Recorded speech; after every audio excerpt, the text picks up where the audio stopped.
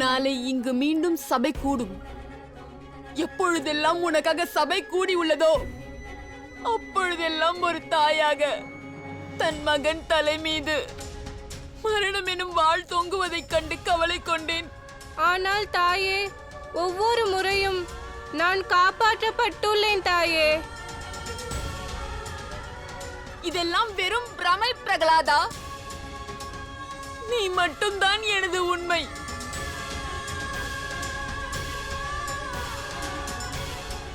உனக்கு உன் தந்தையை பற்றி தெரியாது. அவர் தன் பெருமையை நிலைநாட்ட என்ன வேண்டும் என்றாலும் செய்வார். நாளை காலை வரை உனக்கு அவகாசம் உள்ளது. நாளை காலை விடிந்ததும் மீண்டும் இந்த சபை கூடும். நீ அதற்குள் நன்றாக யோசித்து ஒரு முடிவை எடு.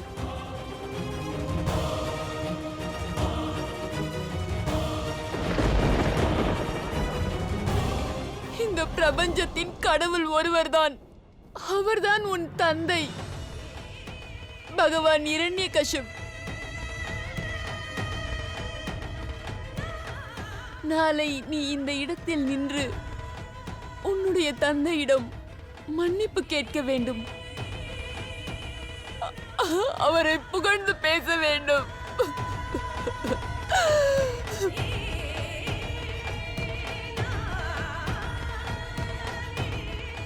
தாயே,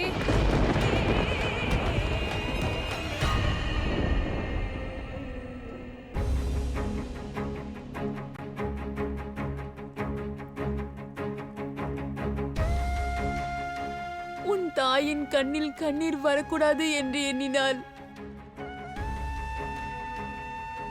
உன் தந்தையின் விருப்பம் போலதான் நீ நாளை நடந்து கொள்ள வேண்டும்.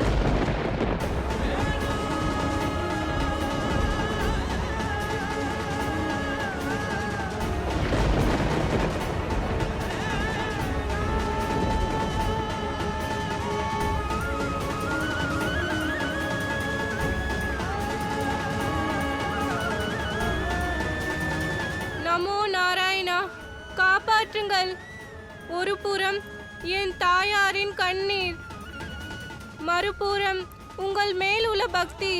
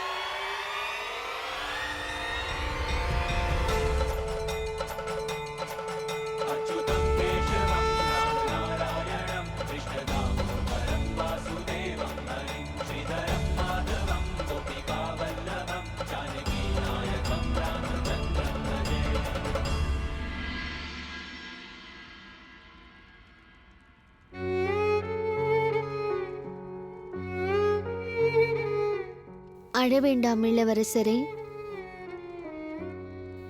அழாதீர்கள். தாயே,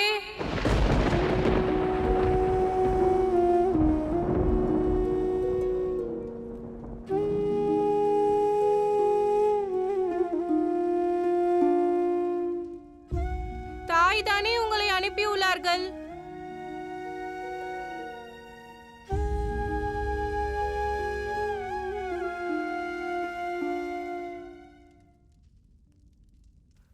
இப்பொழுதும் என் மீது கோபமாக இருக்கிறார்கள்.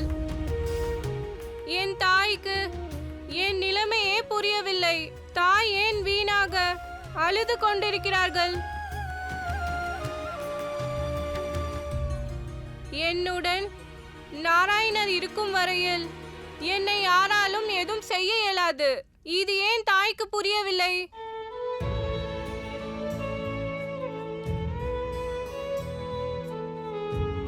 நீங்களே கூறுங்கள், என் தாயார் புரிந்து கொள்வார்களா? நாராயணர் மீது நீ வைத்திருக்கும் நம்பிக்கை இவ்வளவு உறுதியாக இருக்கும்போது இந்த அளவு எதற்காக நீ சந்தேகப்படுகிறாய் இளவரசே? அசுரகுரு சுக்ராச்சாரியாரோடு வெளியே சென்று வந்ததால் தளர்ந்து போயிருப்பாய். சற்று ஓய்வெடுத்துக்கொள்.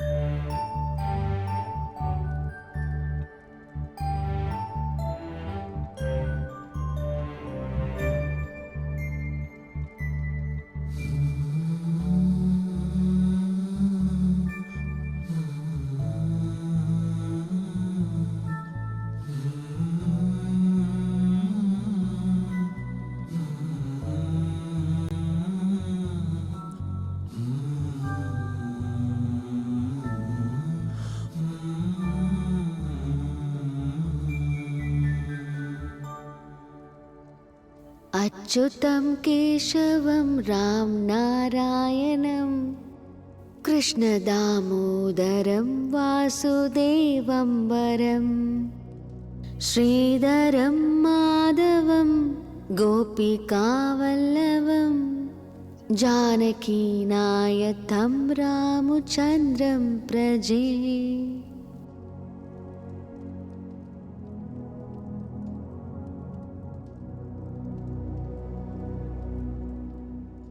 பக்தருக்கும் கடவுளுக்குமான உறவு அற்புதமானது. பக்தன் துன்பப்படும் பொழுது கடவுள் நேரடியாக அங்கு வந்து காட்சி தருகிறார்.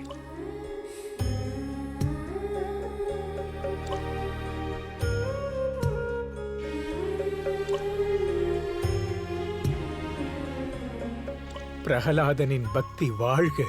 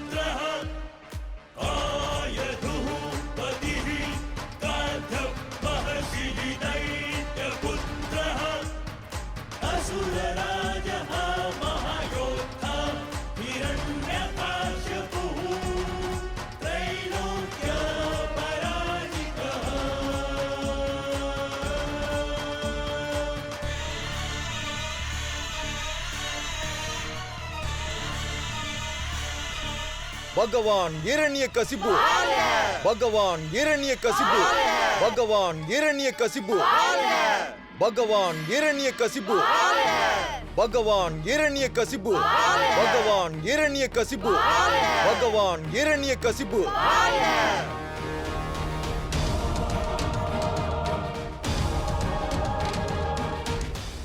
நாளை நீ இந்த இடத்தில் உன் தந்தையிடம் மன்னிப்பு கேட்க வேண்டும். அவரை உனது கடவுளாக ஏற்றுக்கொள்ள வேண்டும். அவரை நீ வாழ்த்த வேண்டும்.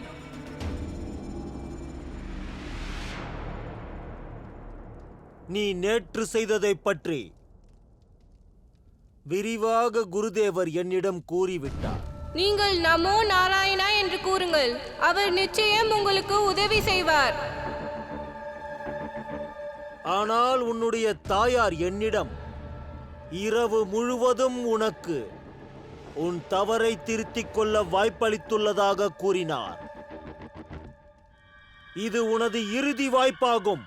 நன்றாக யோசித்து நீ சரியான முடிவை எடுக்க முடியும். சரி, கூறு, நீ என்ன முடிவு எடுத்துள்ளாய்?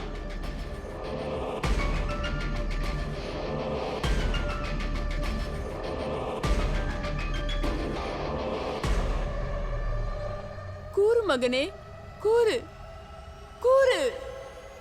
பகவான் இரண்யகசிபு வாழ்க. கூறிவிட்டு என்னிடம் வா. நான் உன்னை மிகவும் நேசிக்கிறேன் பிரகலாதா. நானும் மிகவும் நேசிக்கிறேன். உங்களையும் தந்தையையும்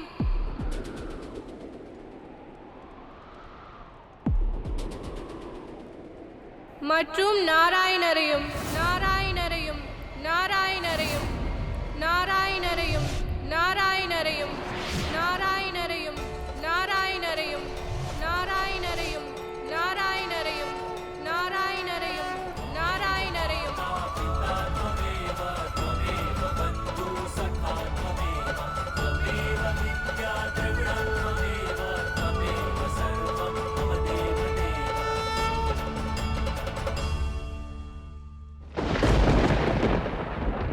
உங்கள் அன்பை அடைவதற்காக என்னால் நாராயணரின் அன்பை இழக்க முடியாது.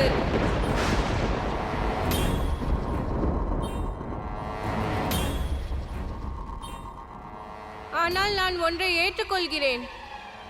என்னுடைய தந்தை அசுரர்களில் சிறந்தவர். நான் மற்றொன்றையும் ஏற்றுக்கொள்கிறேன். என் தந்தையின் புகழ் பிரபஞ்சம் முழுவதும் பரவியுள்ளது. மற்றொன்றும் எனக்கு தெரியும். அனைவரும் அவரை கடவுளாகவே ஏற்றுள்ளனர். வாழ்த்துக்கள் குருதேவா. பிரகலாதன் சரியான பாதையை தேர்ந்தெடுத்து விட்டான். ஆனால் நான் என்ன செய்வது? என் மனது இவரை கடவுளாக ஏற்கவில்லை.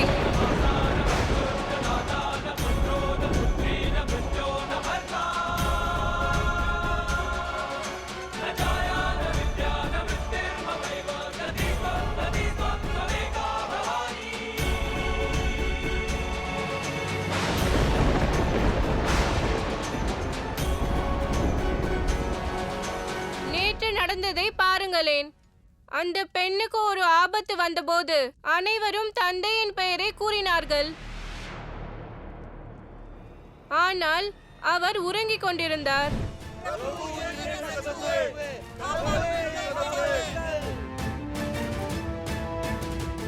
அதன் பிறகு கடவுள் அந்த பெண்ணை காப்பாற்றினார். யார் அந்த கடவுள்? அவர் என் நாராயணர்.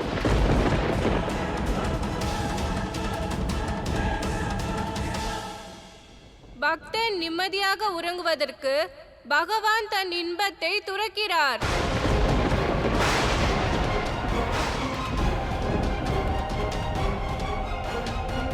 இன்பமாக உறங்குவதில்லை. வாயை மூடு பிரகலாதா, வாயை மூடு பிரகலாதா, வாயை மூடு பிரகலாதா.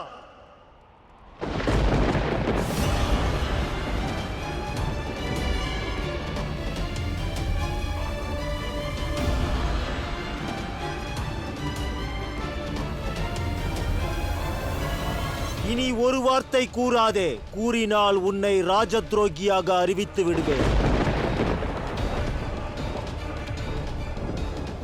இன்று இந்த சபையில் பிரகலாதன் கூற வேண்டியதை கூறிவிட்டான். இனி இந்த சபைக்கு நான் என் முடிவை கூறுகிறேன்.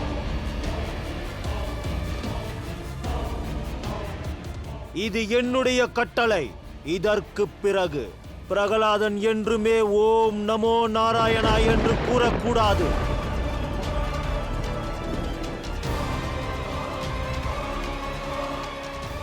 இந்த நாமத்தையே நான் தடை செய்கிறேன். ஆனால் தந்தையே, நான் நமோ நாராயணா என்று உங்களுக்கு எதிராக கூறவில்லை. எனது கடவுள் மேல் உள்ள அன்பினாலும் பக்தியாலும் கூறுகிறேன். இருந்தாலும் நீங்கள் இதை ராஜ துரோகம் என்றீர்கள். இந்த ராஜ துரோகத்தை மீண்டும் மீண்டும் செய்வேன். நான் நமோ நாராயணா என்று கூறுவேன்.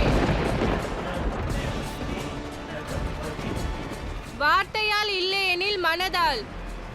தந்தையே, நீங்கள் என் உயிரை பறிக்கலாம், பக்தியே அல்ல.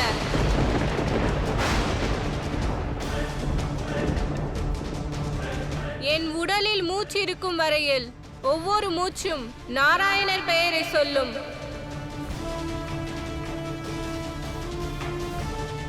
அவரது நாமத்தை என் உயிரை விட்டால் தான் விடுவேன். இவனை சங்கிலியால் பிணையுங்கள், இவனை சங்கிலியால் பிணையுங்கள், இவனை சங்கிலியால் பிணையுங்கள்.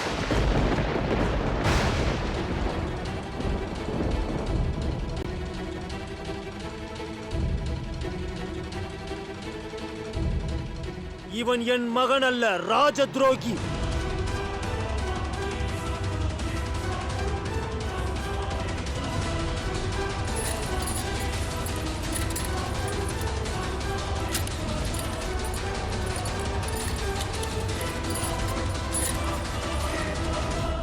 நாராயணரே, ஹிரண்யகசிபுவின் அநியாயங்கள் எல்லை மீறுகிறது. நாம் இவனை தடுத்தாக வேண்டும், இவனை அழித்தாக வேண்டும். அழிவான் தேவி. இந்த அசுரனும் நிச்சயம் அழிவான். எப்படி இரவினை தொடர்ந்து சூரிய ஒளியானது பொழுதை தருகிறதோ அதுபோல பாவமும் அழிந்து புண்ணியம் என்னும் சங்கொலி கேட்கும். அதுபோல இவனும் அழிவான். தண்டனை அதிகாரியே, சட்ட புத்தகத்தை எடுத்து வாருங்கள். அதிலிருந்து இந்த ராஜ துரோகிக்கான தண்டனையை அறிவியுங்கள். உத்தரவு கடவுளே.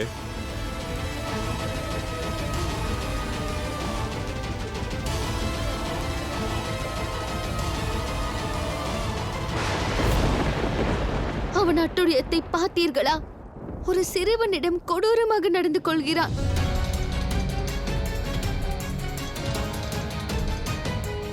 நீங்கள் மும்மூர்த்திகள் இணைந்து இப்பொழுதே இவனை ஏன் சம்ஹாரம் செய்யக்கூடாது?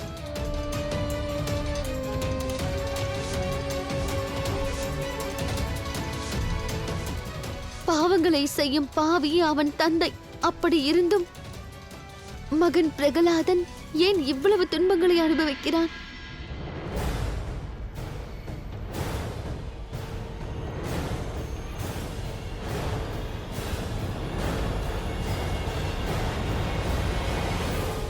ஏனெனில் பாவியின் பாவக் கணக்கு இன்னும் முழுமையடையவில்லை தேவி. முழுமையடையும் பொழுது அவனுடைய அபிமானம் உடைந்துவிடும். அவன் பிரம்மை அழியும். அதன் பிறகு அவனும் அழிவான். அப்படி என்றால் அவனது பாவக் கணக்குகள் முழுமையடையாத வரையில் பிரகலாதன் இதையெல்லாம் தாங்கித்தான் ஆக வேண்டுமா? பக்தன் அழும் பொழுது தாங்கள் வேடிக்கைத்தான் பார்ப்பீர்களா? இது என்ன சித்தாந்தம், என்ன நீதி நாராயணரே? கூறுங்கள் குருதேவா, சட்டத்தில் என்ன உள்ளது என்று கூறுங்கள். ஒரு 7 வயது சிறுவன் ராஜ துரோகம் செய்தால் அவனுக்கு என்ன தண்டனை வழங்க வேண்டும்?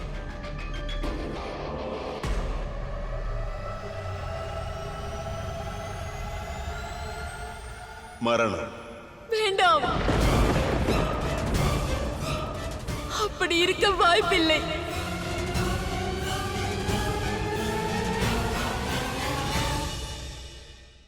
நாம் இந்த இரண்யகசிபை ஏன் இப்பொழுதே அழிக்க கூடாது? ஏனெனில் காப்பதே நம்முடைய கடமை. அவனை அழிப்பது நம் கடமை அல்ல. அப்போது நீதி தர்மத்தையும் நிலைநாட்டுவது எப்படி சாத்தியம் நாராயணரே? மீண்டும் வாய்ப்பினை வழங்க வேண்டும் தேவி. ஏனெனில் நம் நோக்கம் பாவத்தை அழிப்பது மட்டுமே, பாவியை அழிப்பதல்ல.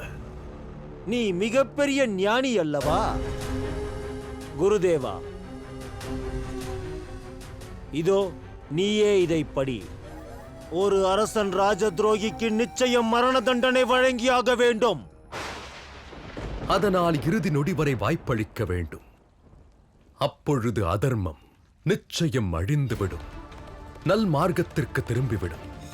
இப்பொழுதும் நான் அதற்குத்தான் முயற்சி செய்கிறேன். அப்படி என்றால் இரண்யகசிப் திரிந்து விடுவானா?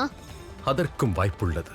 அவனுடைய மகனின் புனிதத்தன்மை மற்றும் பக்தியினை பார்த்து திருந்தவும் வாய்ப்புள்ளது.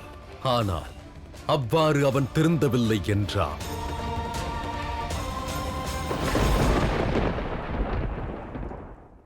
பிரகலாதா, நீ பிறந்த பொழுது ஒரு புது மணப்பெண்ணைப் போல இந்த ராஜசபையை அலங்கரித்தோம். பிறகு நீ வளர்ந்தாய். அப்பொழுதுதான் எனக்கு உனக்கு லட்டு மிகவும் பிடிக்கும் என தெரிய வந்தது.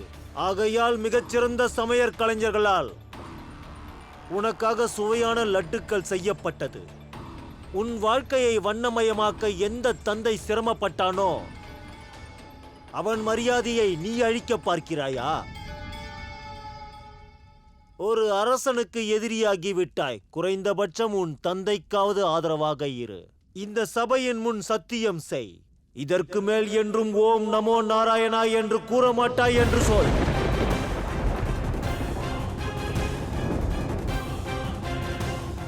அன்பிற்கு எல்லையே இல்லை. அனைத்தையும் அர்ப்பணிப்புதான் அன்பு தந்தையே.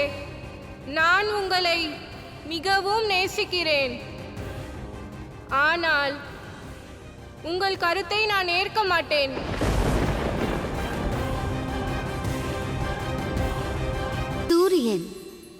சூரியனின் ஒளிக்கதிர்கள் இப்பிரபஞ்சம் முழுவதற்கும் ஒளி அளிக்கிறது, படைப்புகளுக்கு சக்தி அளிக்கிறது. துன்பம் என்னும் இருளை போக்கி இன்பம் என்னும் ஒளியை வழங்குகிறது. ஆனால் அத்தகைய சூரியனின் மிக சிறந்த குணம் என்னவென்று உங்களுக்கு தெரியுமா? சுயநலமற்ற தன்மை.